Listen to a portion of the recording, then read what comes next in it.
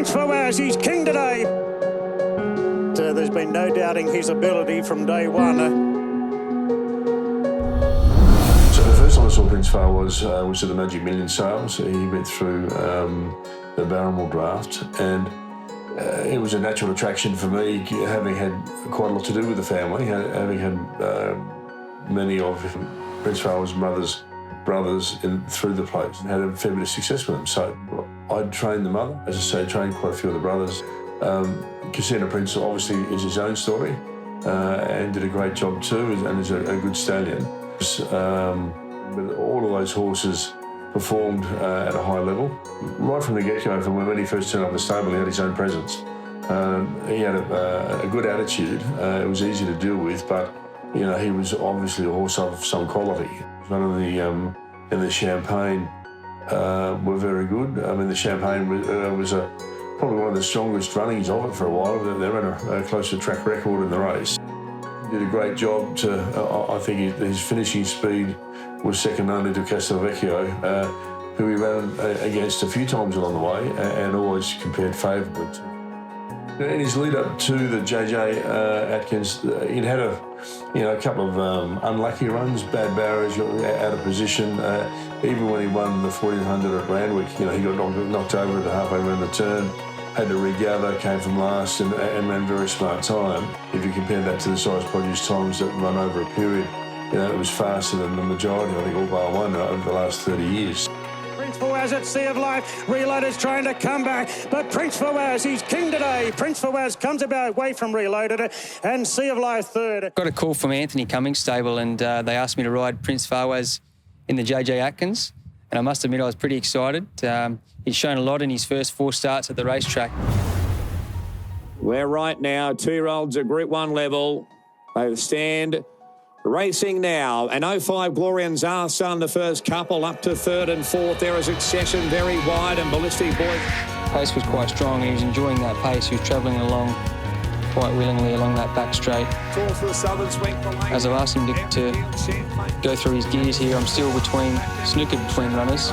At the 400 metres marker, and quickly Succession had loomed up on the outside of Zarsan. Down the outside, finishing strongly as Kubrick, and also coming through Strasbourg, and Prince Fawaz weaving through. Reloaded's on the outside, out wide. Very dominant that last film to go away and win by a small margin, but he always felt the winner underneath me that whole race. Has gone to Kubrick, grabbed the lead. Prince Fawaz in front. Prince Fawaz a half head to Kubrick. But Prince Fawaz wins the Atkins, number 7, the winner, Kara McAvoy. Kara McAvoy for Anthony Cummings, a count by Fastnet Rock.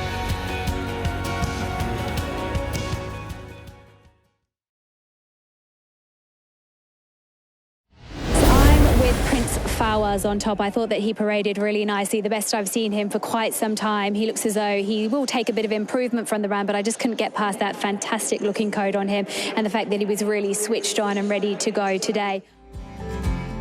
Rosal Guineas was a very strong addition that year. They ran considerably faster time than they did in the roundabout on the same day, over the same distance. Castelvecchio, who had run second in the Cox Plate, was there. We drew badly and had to work from the gate.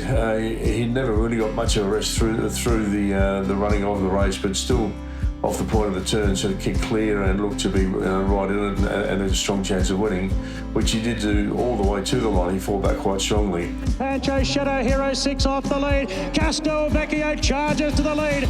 200 metres out. It beat off Prince Fawaz by 3/4 of a length, although he's gained Prince Fawaz. Castelvecchio a half in front of Prince Fawaz. They've got it between them, but Castelvecchio, a masterful ride by Craig Williams up on the speed.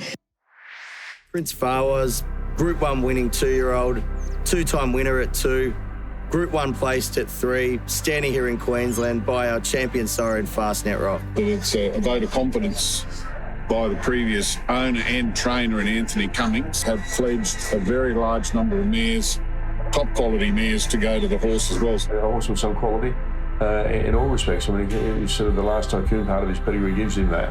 I think he'll improve. Some of the bigger untidy mares that you can see around the pace, I think he'll do a great job with those. I think he'll be a good result for most anything. He's easily big enough to put size into the ones that need it.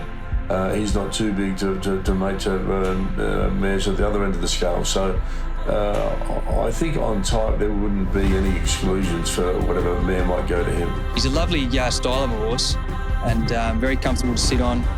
A lovely big boned, strong muscled horse that was a lovely horse to ride. He was very push button, had a great attitude.